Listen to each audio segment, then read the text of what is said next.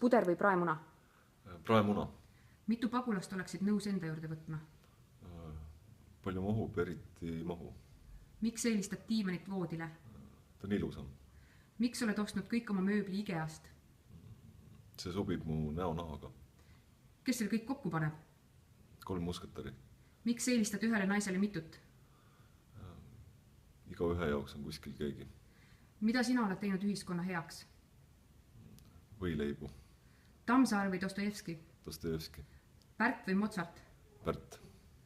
Miks sa kunagi oma pesu ise ei pese? Polegi mingit pesu. Miks sa oma lapsi hea ja paremaga toidad? Lapsi tuleb hellitada, alles siis kasvavad neist tõelised röövlid. Miks eelistad eesti kirjandust vene kirjandusele? Mugavam ja käepärasem. Kas olete oma igahommikuse konjaki joomise juba lõpetanud? Iga hommik proovin lõpetada. Kelle naine su aia korras hoiab?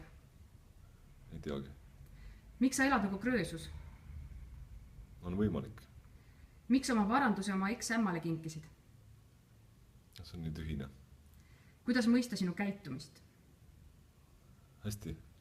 Miks oma lapsi lugema ei õpetanud? Nad peavad ise hakkama saama.